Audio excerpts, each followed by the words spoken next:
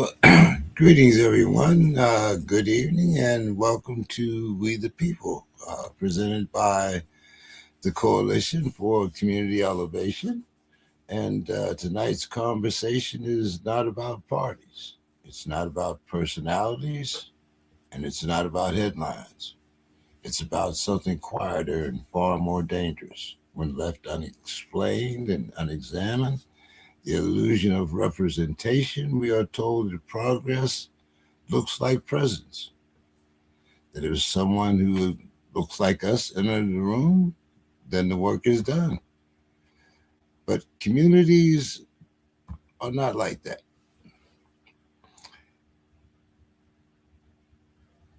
We are the Coalition for Community Elevation. And for that, that means that we have to help uplift our communities.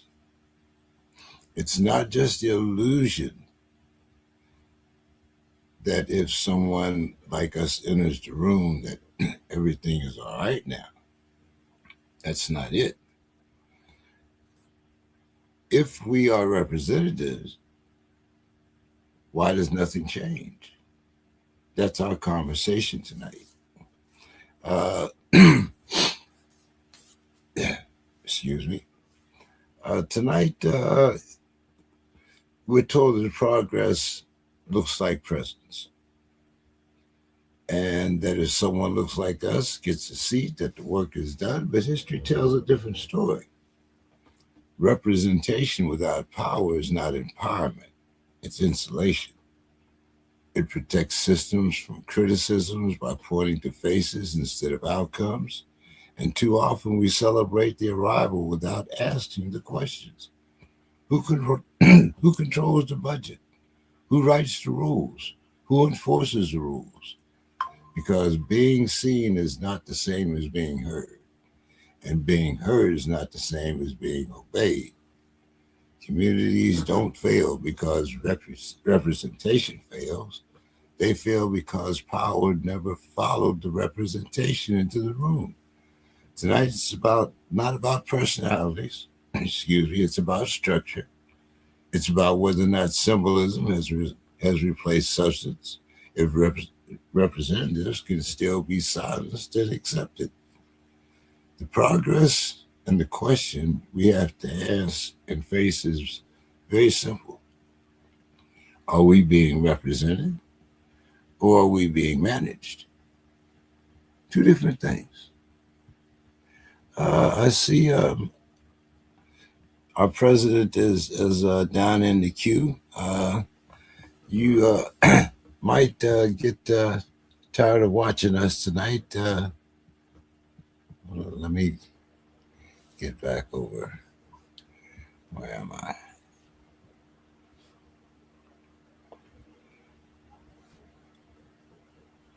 I know I can see myself. I can't see myself. Where am I?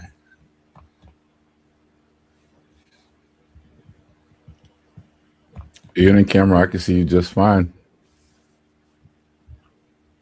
I'm still. I'm like. There it goes. Okay. There you go.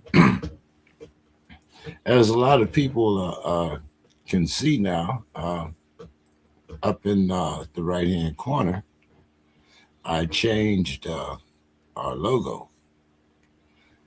Usually I have the We the People up there, uh, which was presented by the Diamond Factory.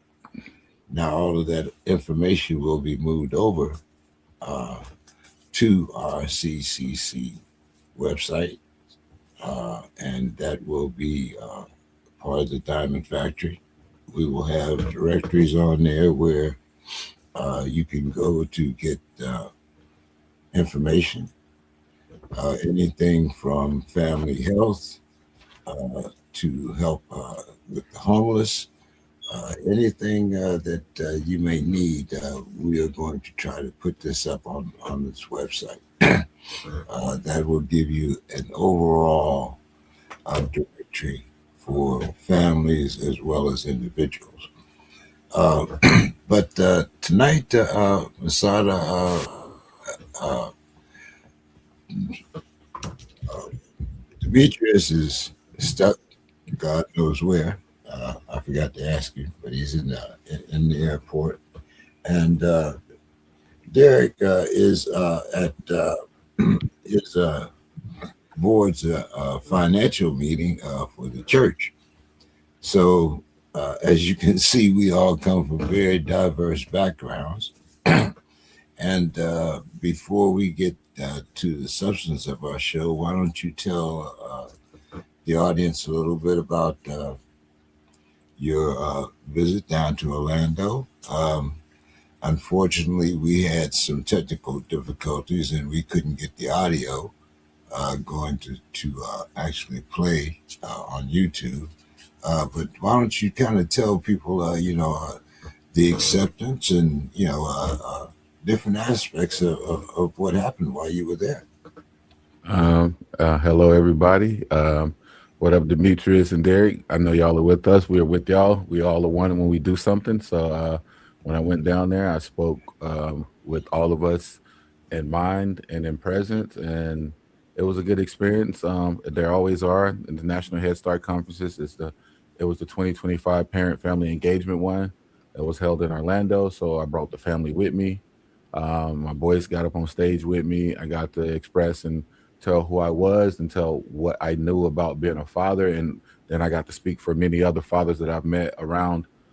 My experience was I rooted in my life and my life experiences with real time fathers in real time. And I had my sons there. And they got to meet a lot of people and represent. And then I also got to speak and announce the coalition. And we had nice shirts made and everything. And I got to tell people who we are, what we're about, and ask people if they want to join and if they want to be a part of the mission to change, make real change nowadays. Um, and I won't even just say real change, to make groundbreaking, substantial change that is sustainable for years to come. Because I feel like a lot of organizations that are out there started good and they still do um, good in and out. So I don't want to say none do good, because they do great things.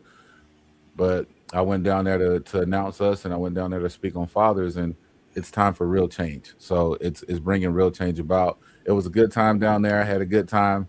Got to take my babies out. Got to take them to Everglades and get them to see life, and um, got to understand there's a lot of more people like me. And I wish I would have met. I would have your brother from Minnesota on, and I would like the other brothers. This book right here is from another author, obviously, but from another brother who's a young brother author. So when he was saying that we don't read out there and those numbers were lying to him, when I meet other authors and other brothers that do this thing, I'm really proud of us doing that. So it was a really good time. So, as I was saying earlier, our show tonight is about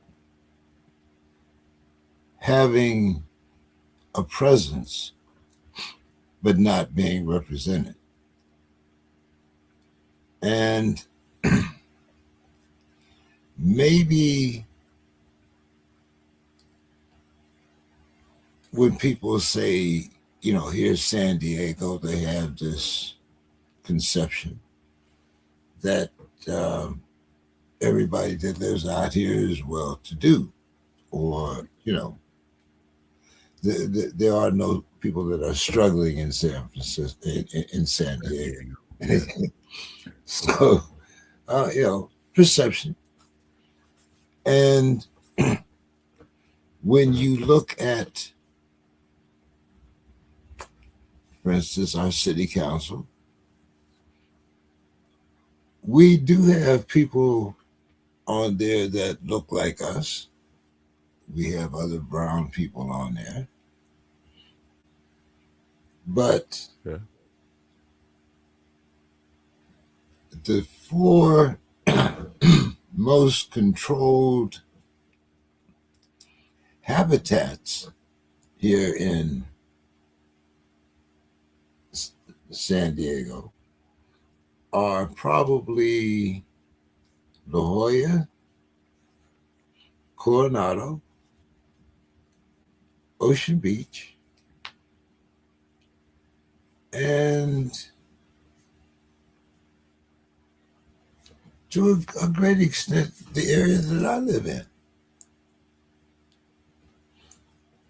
And I say that because these are the higher funded, or no, these are Republican neighborhoods. I just put it like it is. There's no need bullshitting around with it. I mean, The tiptoeing. you know, That bush. You stick in that bush. yeah. I mean, we had a Trump rally right up the street, so Yeah, no. Anyway, what I'm trying to say is, even though we have this face, and because we have this face, we believe that this person should have this much authority, and they should be able to do this, and they should be able to do that. They really have no power because their vote is trodden under by the much more influential peddlers. So you get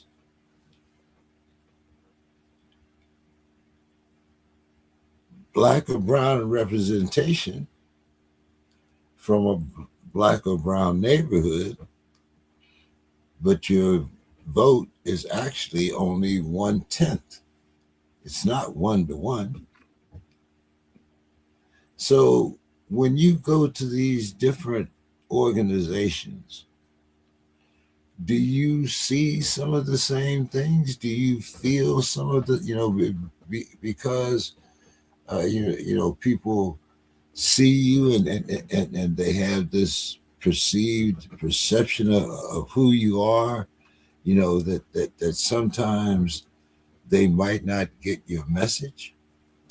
Um, yes, no. I feel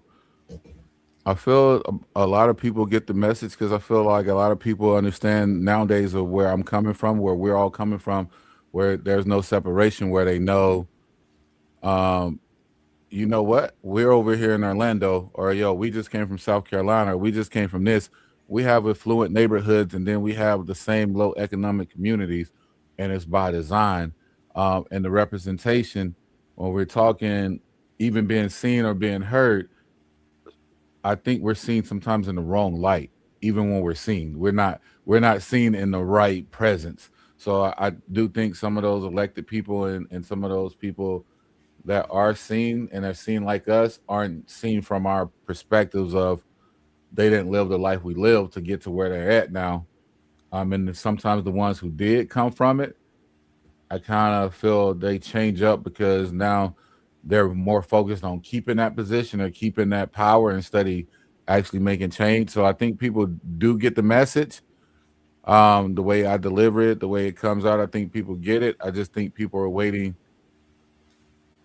and they need something to back so they can back stand up to it too. Because I think people have been so used to something that they subconsciously become enslaved to it. Not saying that we're all slaves, but if people understand what I'm saying, something goes on for so long that you kind of just let it happen now. Um, when you talk the power, the politicians, all those people still don't have the power. The power is still with the people. The people just need to I guess, flex that power at a certain point in time. But as we look down through history, when we, meaning people that look like us, Hmm. try to flex that power, um, well, Tulsa, Rosewood, where you want me to go with Yeah, I this? get that. But when we flex that power and other people flex with us and we flex in unity, and it's not in a bad flex, it's just really unifying and strengthening together, and we have other affiliates and other allies and everybody who stands up for the common cause. And then you do have the civil rights. Then you do have things that change. You do have momentum. You do have movement. You do have um, new grounds breaking. You do have new things. It's just it hasn't been in so long that people forgot what real change and what real merit can do when you really put together with the people, not just us, but with everyone. For us, for the right cause, for injustice, for the acceptance, and for everybody can have equity. Everybody can have health care. Everybody can have education. Once people realize that helping us and us helping each other and allowing everybody to breathe, just letting everybody breathe and being one, it will come. So I do believe we're not seen and we're not represented, but I believe that we are and we can be, and there are more of us, more of me, you, more of Demetrius, more of Derek, more of everybody who wants to make a change, young and old, more of Brother Javon. So I believe it's coming. I have more than belief. I see it's coming. When I'm out there, that's what I see. One of the things that I have noticed that has been very effective,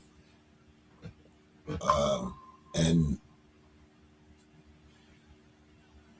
we seem to have found our voice again, is not just the power of the ballot, but the power of the dollar. Always, it's been that. And when we start spending our dollar in our neighborhood, and I think we talked about this last week when we were talking about the Jewish neighborhood, how it's in Circulate. its circulating 7 times within its own neighborhood before it gets out of the neighborhood, whereas our dollar spends 5 minutes in the neighborhood, maybe. Yeah, not even an hour. you know, but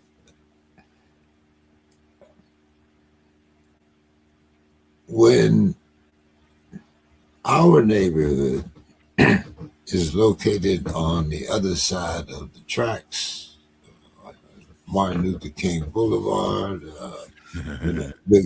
Big Daddy Freeway. You know what I'm saying. Yeah, I took a picture down in Miami this past week of Martin Luther King Boulevard. We went to go get some food, and sometimes the food is in the hood that's really good. Well, but you knew where you had to go, right? Yeah, and I knew what to expect. you know, you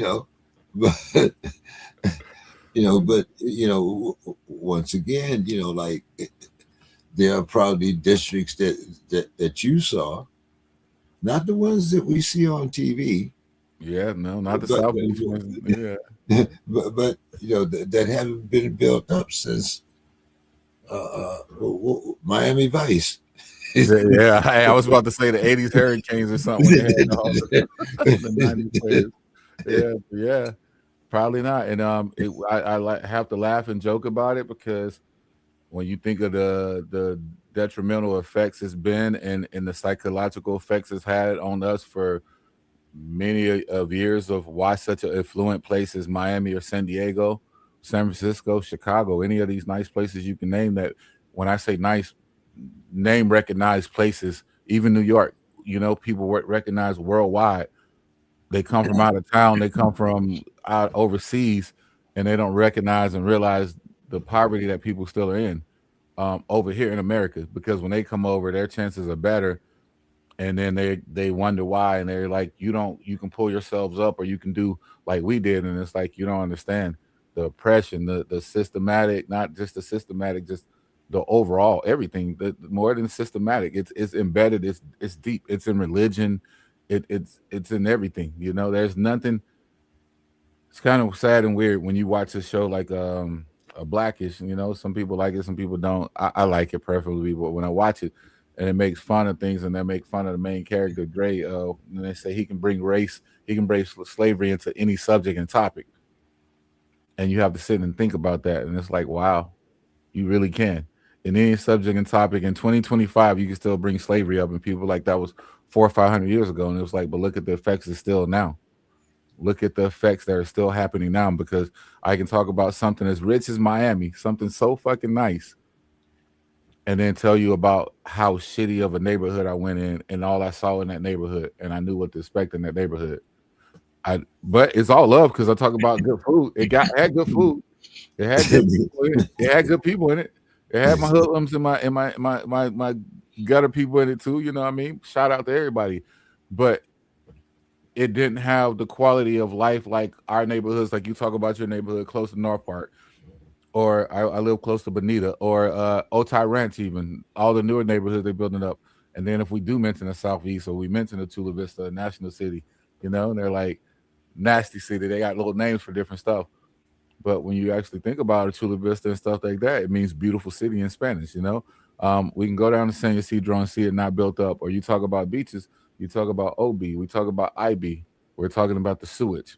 But we know if that was Venice Beach right now, that sewage problem that's been going on 3 years wouldn't be going on, what, 3 hours in Venice? Maybe be closed for a day, maybe. 3 years. It's been going on a lot longer than that. But I was giving it some leniency. I was trying I was trying you I was know, I trying to mean, be fair. Especially anyway, Yeah, you can keep going let's on get about me that. off topic. But um, and I, I'm going to step on some toes here because to me, this is the craziest thing that well. I won't say it's the craziest because I've seen it done more and more and more, um, especially within certain ethnic neighborhoods. And recently, uh, uh, 47 has decided that now he wants to go after the Somali presence.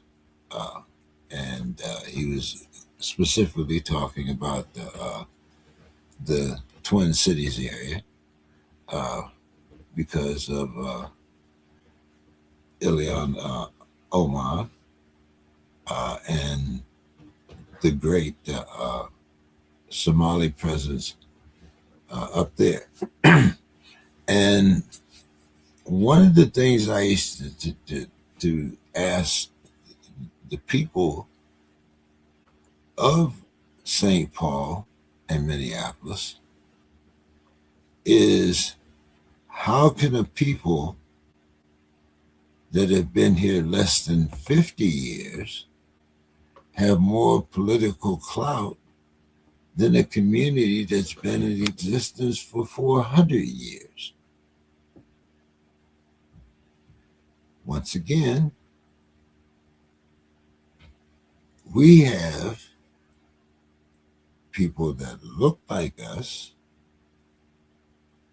but have very little power, but we have other small communities that are able to wrest away the power that we have relinquished for the last 400 years. And we get mad at them. What's, what's your thoughts on that? I mean, Division, we can look at the Somali, right here in San Diego. unity and division. We can look at any African culture. We can look at any foreign culture. Honestly, even when we talk about the Jewish community, we can look at any community outside of the African American community or the Black community or whatever y'all want to be called nowadays. I don't really care. I'm not trying to be politically correct on it. I'm just being honest and truthful. Hate me if you wish. This is our problem: division and unity. We can't find one. We find the other one so easy. The crab in the bucket, the want to keep up with the Joneses, or the you think you're better, or you uppity, or I'm right type syndrome. And it'd be like, brother and sister, let's learn, let's help, let's not divide. But it's that straight division of, I have so many things I can name that divides us, from the color spectrum to um anything, from our hair to the way we talk. We use everything to divide us. Oh, you talk too proper. You know what I mean? You talk too proper. Oh, his hair too straight. That he got that good hair. Oh, he light skinned. You feel me? Now, Um, look, I done went through the Jerry Curl era. You know, not very cool. I done went through the process. You know, Okay. The snapback with the hot comb. you know, Mm. I either had sisters or you know aunts and relatives that were hairdressers. So I always had my head laid back and dyed, fried, whatever Yeah, but, live pride that lay to the you know, side. you Yeah, know. So but I the mean, vision. That's I, it. I, so I've been through that, and you know, and you know, I got 7 sisters, and they Okay. all black. They all Yeah, black. they Okay. all different shades. Now I went through that syndrome with the screeching black woman and the deception. I went through all that, and I will be one of the first. See, because the first black woman that I remember was Shirley Chisholm. See, y'all might not go that far back, but she still had that, that she had that presence. You understand what I'm saying? That She authority. Yeah. she was like Julia. You know what I'm saying? She was that successful black woman. You know what I'm saying? But she still, you know, you didn't feel like you could touch her. You know what I'm Yeah. saying? Yeah. Feel Because on that a little bit. things weren't as instantaneous as they are now. You know what I'm saying? Yeah. It wasn't that type of technology. So if someone got to that particular rung, then they were on another level. You know, and like Dr. King, or even, I mean, we embraced the Al Sharptons, and, Yeah.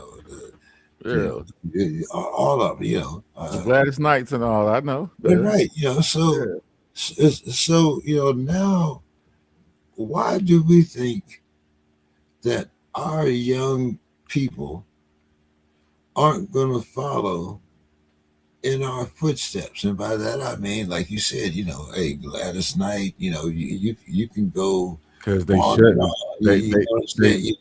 they But shouldn't. now, because their names is Two Chains instead of Prince, or their name is Daddy McNasty, instead of Charlemagne, you Yeah. know.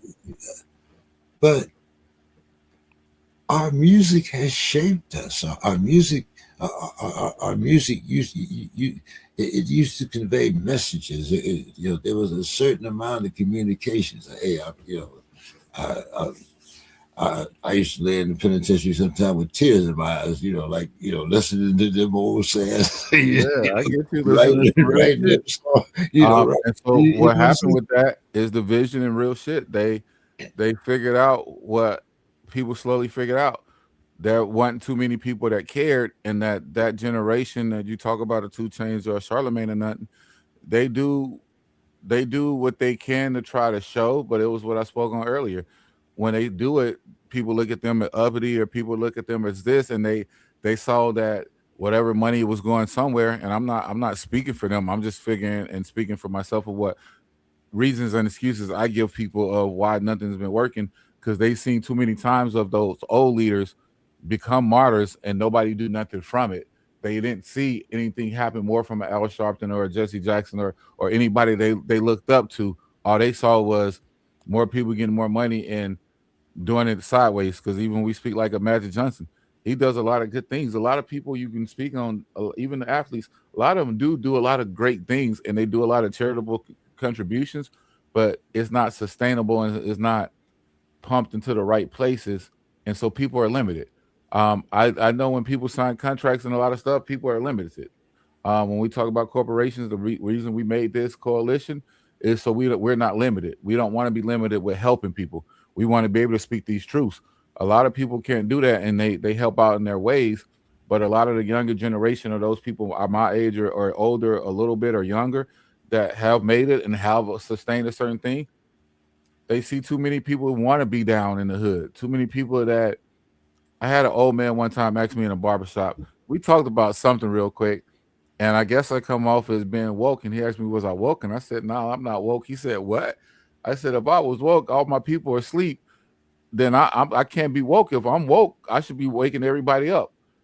Now, and he was like, "Damn, you right." I took that to a young dude. A young dude was like, "Yeah, but what if one of those people you trying to wake up woke up and started a fire and they're pretending to be asleep?" And I was like, "Damn, I get what you mean. Not everybody want to be woke up. Some people still want to be in that low economic status. They still want to floss on it, and just for a pun, those 2 chains, and not have 2 chains money, but they want to have those 2 chains. You know what I mean? They want to. Some people got stimulus checks. I know some people got some fat ass checks, and I was like, dude, I got a real company. Can I get something here? But they got those fat ass checks, and they went flossing and doing videos and spending money on dumbass watches and chains and shit, and then like 3-4 months later are broke. And I'm like, dude, you ain't putting nothing away. You ain't buy nothing with that. You ain't. And so when we speak about why people haven't did anything, or why those people haven't followed in the footsteps of the ones that were martyrs, or the ones that tried to do it and got shut out, or got Michael Jackson, I like to say, or even got Prince, since you mentioned Prince's name, when they were really trying to do something, they got quieted. Sometimes that's all it takes. It's like the old slave mentality. You take one of the hardest or the biggest males, and what they do, buck them and break them in front of everybody. The other ones who wanted to do something now ain't doing nothing. So I'm not saying everybody's like that. I'm just saying people have their own reasons why not. And so when you watch us for our Kwanzaa, what we're gonna do, I'll tell people why I decided to be a part of this, because it's for that exact reason that I don't want to mention right now, with why everybody else, or why other people aren't following in the great footsteps of making more of a change to help us out. And why aren't we getting together and having did we say the 75 Ohio 75 or something, when they had Jim Brown and all the other people? It's hard to do that nowadays when everybody's mindset is, I got to take care of myself and my family, and not everybody else, all of us is family. All skin folk ain't kin folk. Um, but they kind of. I watched a show the other night, and um, don't get me twisted. Now, I'm not, I'm not talking about going out and picking up tomatoes and cotton and all that, but it was about black cowboys, and Pam Grier was on the show. I mean, there was, there was some fine black women on there, but anyway, anyway, uh, they were showing some of the celebrities that have taken back to buying land, and I forget what it might be Rick Ross or one of them. They own like 200 and some acres of this, and Pam Grier and her family got but this was something that 40 acres and a mule, which we might as well kick rocks for that, but that used to be how we measured our worth. And I know right here in my neighborhood, there are a couple $1 million houses and whatnot. There's a couple more going up, some big apartment buildings here and there. But none of those landowners look like you and me. I have a question. when we talk about land, and I own land, I own property, so it's hard to say this, but it's not hard to say this. Just being 100% transparent and honest. Those people, and first of all, you shortchanging. No, don't do San Diego like that. Don't do your area like that. Talk about $1 million houses. Those things way more than $1 million. You and I both know that. Don't, don't be bullshitting the people out there. You stay in San Diego. Don't bullshit people out there. But on the real, with that, did those people work for that? How did they get that? How did they really acquire land? How do you acquire land that's free to everybody? Who breaks it up and then says who owns this to be able to sell off to this, and who were able to buy that and who wasn't able to buy that, and who got beat for that or stole from that, or who got it for free? Because I do believe it was something we got to look it up. I want to ask Demetrius that, to look up that the number and percentage of people who were told to come out west and they would give them land from NLA to other areas where they got it for free, and they just got it passed down to generational wealth. That's the questions I would start with first, because I know they don't look like us, but that's the reason why they don't look like us, because they got it handed down from years and years in places and times where we can't even lie. Look how long the people up in Howard Beach had to wait to get back their land. And right up the coast, right? Yeah. I mean, generation after generation after generation, where, now, I mean, I understand, now, yeah, the family, but what about, those people that died in between To get them there. trying to maintain, I mean, it wasn't like, though, they spent those days in between, like, come on, man. So I was at MLK right today, MLK Rec. Hi, man. Shout out to MLK Rec. Shout out to Paradise Hills. They got some good people at both of them. They help the kids. Skyline too out here. They help the kids, right? Neighborhoods are changing and always evolving, but still staying the same. I mentioned that because on the floor it said I have a dream, and I always think about that. I did the speech. Shout out to Head Start. I did that speech when I was young. I was like maybe 4 or 5 years old. I remember it changed me. It molded me. But that's the problem. The dream started being realized, and people realized the right people realized that, hey, if we allow them to live his dream, they'll just still stay in that dream. You have to turn that dream into a reality. It's still dreaming, because some of us still dreaming that we're still going to be judged by the content of our character, not by the color of our skin. But then the color of the skin actually just changed into money. And so now, when I hear different names and hear different people, you move out the neighborhood. You don't build up the neighborhood. We talked about it today. In your neighborhood, we're looking up the buildings going up, and we were in an abandoned house before that is a nice ass restaurant. I won't name the restaurant, but it was a nice little place, right? I looked up 2 stories and all that, just fucking glistening. Why don't we go and buy that type of stuff and turn it in? I get a Tulsa. Tulsa can't happen now. I mean, if it does happen, then you know, I I'm one of those. I'm a spearhead. We talk about jumping feet first and jumping straight in. I'm a ram. I got horns. I like to headbutt shit straight on. So why can't we do that? Why can't we go and find a block and 2 blocks? Because some people are doing that.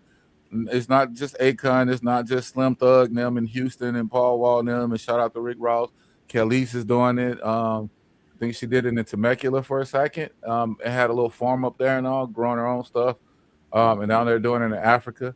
So people are doing it. It's just, again, the trust thing of trying to trust each other. And most people, I think what happened is once they gave them money and trying to bring family along, family got lazy and disencouraged on to do it themselves, to be involved with it. So it was more like I don't even know what movie was on the other day, but they were showing something, and it was like, dude that made it and his sister was just trying to take his pockets. Like every move he made, she was like, "I put you on. You got to give me $200,000." And I'm like, "The fuck?" And that's how people feel when they get on.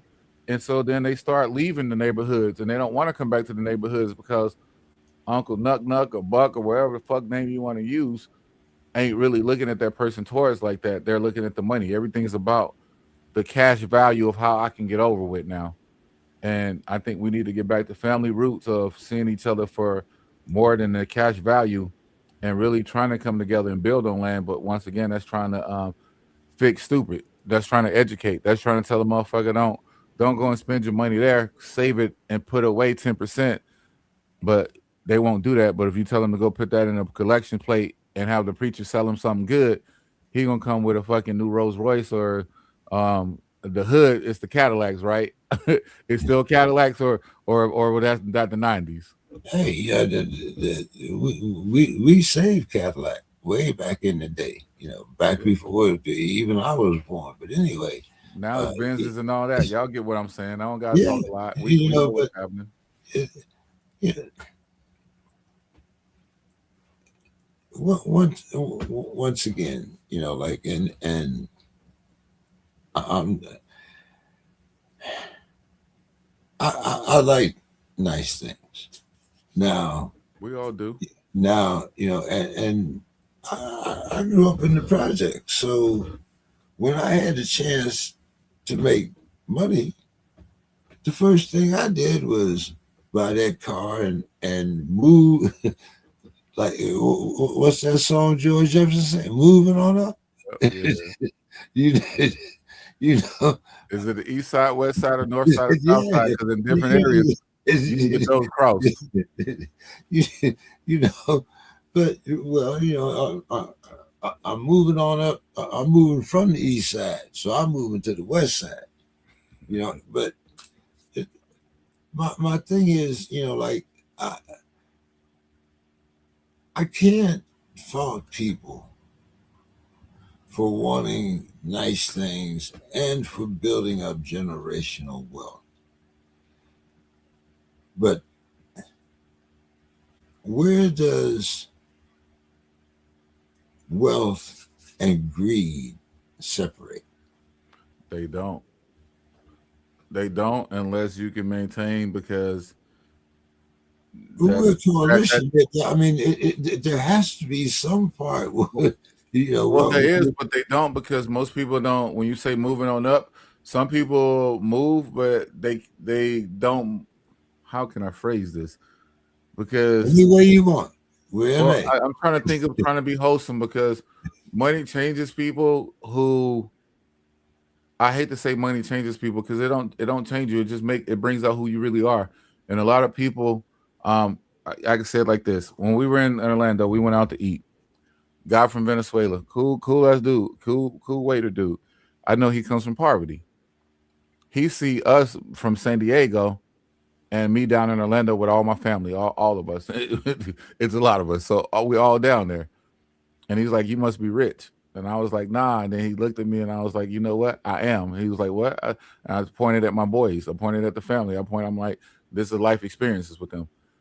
Money wouldn't change a person, me or you, who don't see money as something to fix my soul or broken eye being seen, or I'm somebody now. How you mentioned the woman earlier, and you said she had that about her. Everybody wants that about them, but everybody don't have that about them. So the way to do it now is money. You can take a fake Gucci bag and you can take a real Gucci bag. You can tell this dude in the hood the real Gucci bag $5. They will not buy that shit. You tell them the fake Gucci bag, however many dollars you want, that's over $200, $300, $400, and they'll buy it. You can look at it and see it, but they won't even think of that. It's just the price. Money has made people not just become sellouts. You have to wake up every day and pay that rent. So since you have to pay that rent, money makes people sell out in ways that they say they won't sell out. So when you say money, wealth, and greed, where do you cross the line? Where do you divide it or separate it? You can't if people can't separate money from richness, money from soul. Money has been people have been sold out their souls, and I don't know when that happened. Don't ask me when that happened, but when money makes it any day, people sell out their souls for money, and people say they won't. But I mean, they had the Diddy document on the other day, and the dude was talking about, and the girls talking about, and everybody talking about how evil he is and how this and that and that. And all I kept hearing them say was, "But he showed me a 60 million. Oh, he showed me 200 million. Oh, he showed me this, or he promised me 30,000." And let's stop making this be who we are and what we worth, and let's say this isn't worth nothing, and then we could separate it. But for right now, wealth equals greed, because when we go back to the original conversations of, are we seen, are we being represented? No, we're not, because when people are getting in those positions, they are moving out their hood. Their cars are becoming better. They're eating better. Their families doing better. So now they don't remember or have time for the small person no more, because now they just have time to go get those awards, because we helped out 10,000 families, even though we could have changed and helped out 100,000 families. I want this much more raise this year so I can live a little better. But we're gonna go get an award because last year we helped 15,000. This year we're gonna up that number to 15,500, and we're gonna pacify the people and say we did good as that nonprofit. But I'm gonna still live good, and I'm not in the hood no more. So I don't know what these hood problems are, and that's what's happening. So the kids, the older people, everybody's seen people for years not representing them since they made martyrs of our biggest leaders, and nobody saw change. So everybody just sold out. And I do say everybody because, I mean, even the ones that are helping, if we do math and really do numbers, we can change. If there's no reason.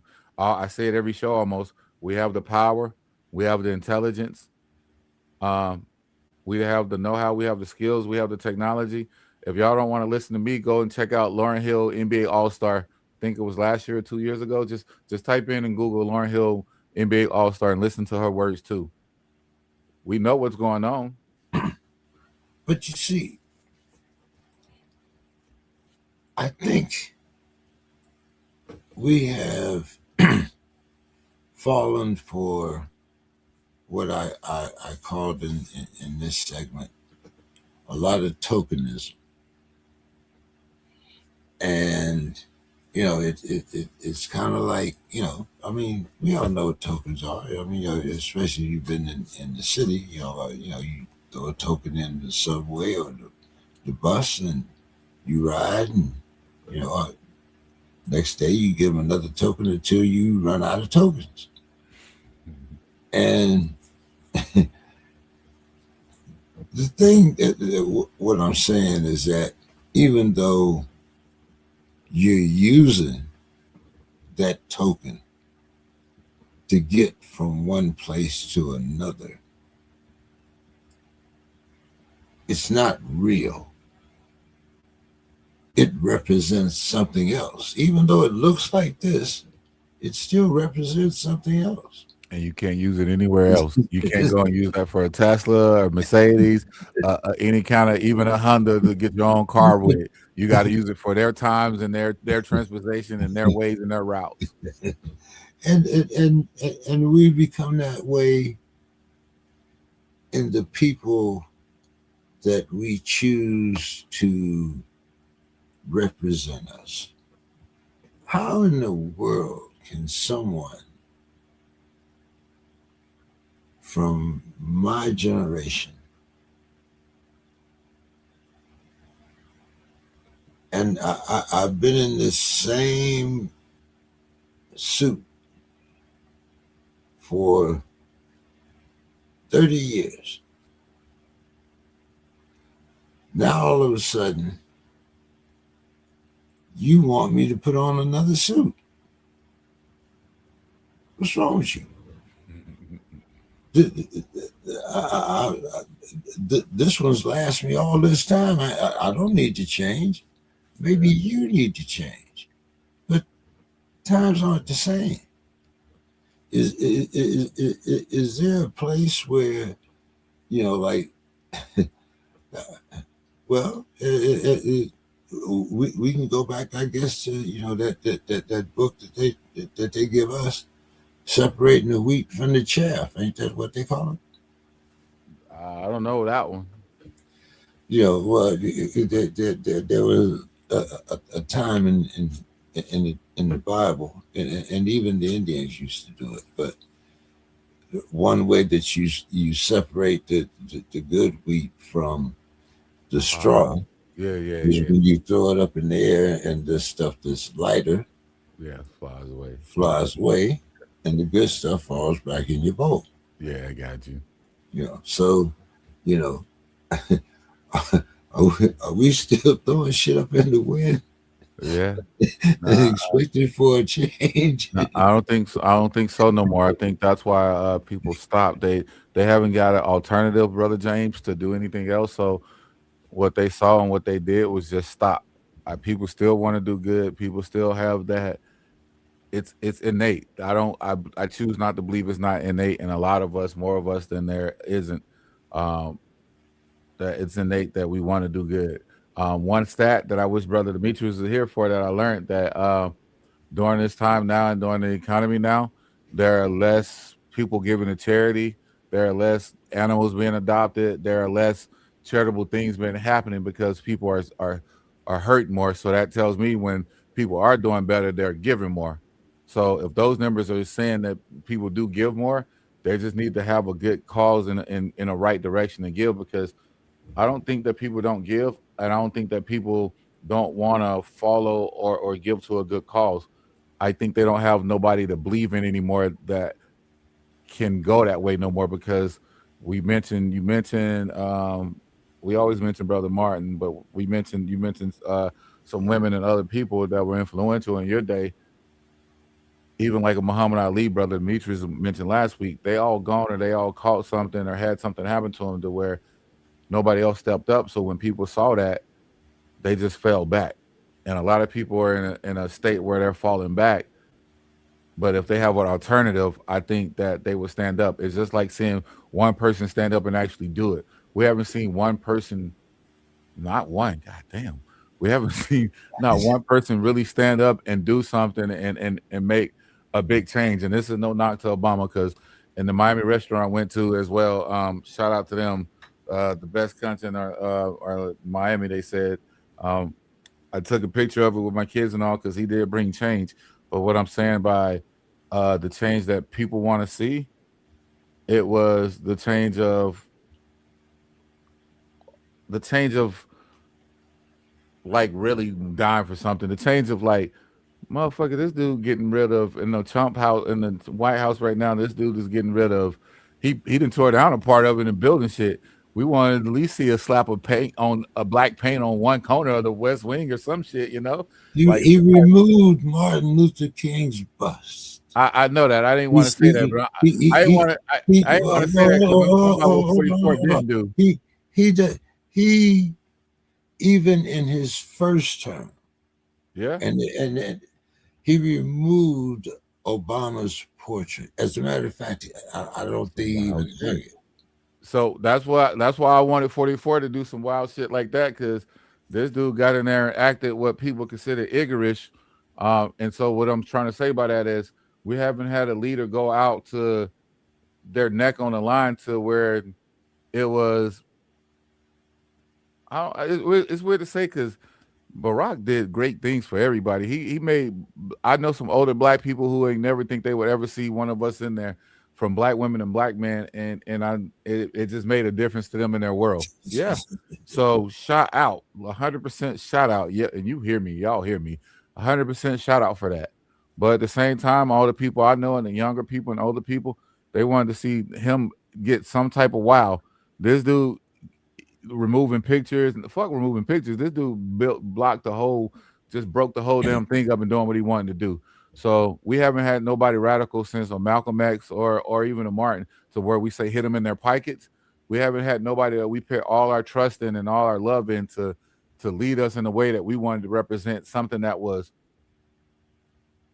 not just a representation, not just being seen. When I told you there's a couple of different ways of being seen and heard, not just being seen as, oh, he looked black, oh, he got the dap, he shoot basketball, oh man, he cool as fuck. Because thank you once again, Obama, thank you, Barack, thank you. But at the same time, people think Michelle is more gangster. Michelle did more gangster shit, you know. But bro, we, and I'm saying we as a people, had more banks during the Great Depression than we have now. And that's wild. Did you hear what I just said? I did, and I didn't know that, and that kind of is I'm like I have a Javon moment, because I'm like, hold on, Hold on. You're telling me during the Depression, you saying us as a people have more banks than now, and now we have more millionaires and billionaires than. How many? Yeah, How and many? it's believable. It's believable. How many black banks do you know of? How many? Honestly, I think one. I want to make sure I'm quoting right. I think Killer Mike and them started one. They have something going on with that. I don't. It's not out here. It's definitely not out here. And you said you think one. Yeah, I said think. I don't like misquoting. Listen, you can talk shit about me all day, but I don't like misquoting. I'll tell you real shit all day. If I don't know, I don't know. Yeah. So as far as you know, we might not even have one. But Yeah, but when Tulsa was burning, we had at least two. yeah.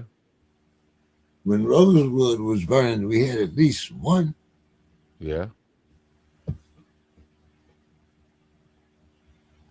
it's coming though, man. It's coming. Once again, how come people that come here are doing better than the people that have been here? I got an answer to that, and it could be really short. This goes Okay. back to being able to read. I showed y'all one book. Here's another book. This book right here is by another brother. It says "Us Before Me," the Thug Bible Movement.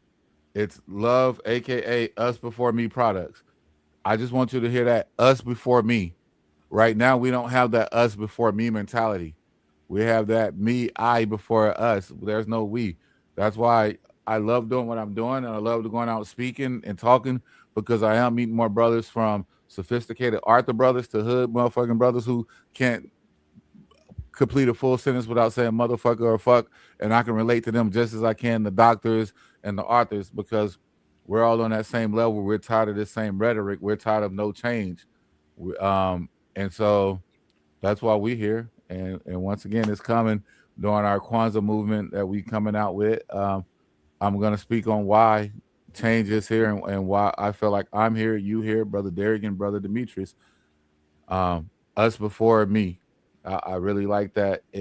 Me. We need to learn who me is and know yourself and know your self worth. And once we figure that out, we can know the worth of our brothers, and then we're gonna be all together. The coalition is real. The movement is real. Speaking on the past people that did it great, and then the past people that didn't do it so great. Speaking on the people that are lost now and the people out there that are looking for change. We here. So when y'all hear us talk on this podcast, we're speaking real life, real facts. We're speaking in things that we're not being negative on us and what isn't happening. We're speaking on what hasn't happened and what we're gonna do to change that and what we all can do. Because our win is your win. So us before me mentality is what we have to develop. Most definitely. And as you said, our Kwanzaa programs will be starting the day after Christmas, going on on up until the 1st of January. And there'll be more about that as we go on. But as our president, Brother Masada, why don't you give us your final thoughts and, you know, uh, have a good rest of the night with the family and, good little conversation we had today. Uh, I kind of enjoy that. I wanted to set up a Zoom meeting. As a matter of fact, when we get offline, I'm going to send a invitation out to Derek and Demetrius so we can have a Zoom meeting and get a little more involved. Oh yeah, before I give out the shout outs and the final words and all, you did get the email though, the Yes, establishment and everything. So yes, everybody knows that I went down to Orlando to speak. I introduced who we are.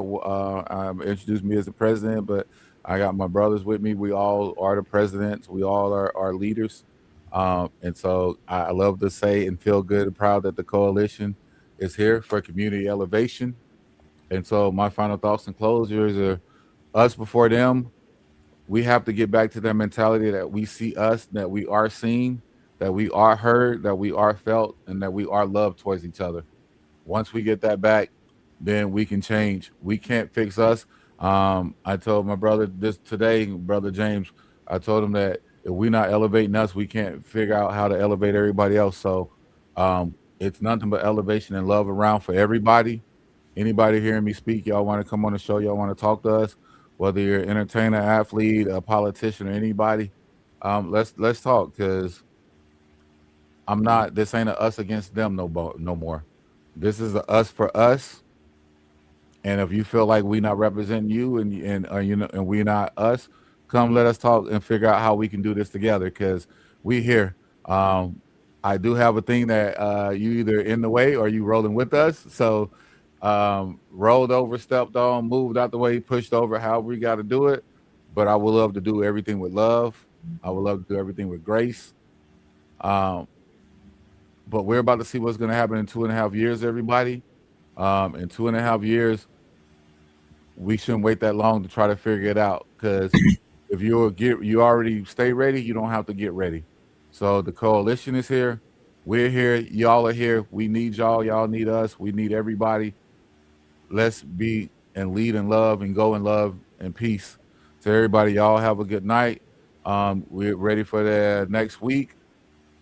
And just think everything that people say isn't out to harm you or attack you. When people are talking, you can learn from a baby, but you can also learn from an elder. You can learn from a person your same age. We can learn from each other, is the point I'm making. So let's have conversations. Let's apply those conversations to real life, and let's bring forth change. New leaders are emerging, y'all. We have them all day, every day. Let's support the real ones, and let's get tired. Let's put that fake shit to the side, and let's be who we are. Yeah, and the one thing that I would really like to add to that is like, we can't stay divided. Um, you know, we can't wait 2.5 years. We have to start tomorrow, Now, because because they already and been rolling. and if you don't want to believe me, there's a nice little book out called Project 2025. So as a matter of fact, you don't even have to read it, because there's a thing called Audible that'll read it to you. So enlighten yourself. That's all we ask. Enlighten yourself. And if you want to come in and talk on our platform, if you have a different idea, that's fine. But let's discuss it. And we don't have to be the N word this, the N word that. Let's discuss it like gentlemen. I think, like they say we come from kings and queens. Let's act like it with each other. With that, I say good night, y'all.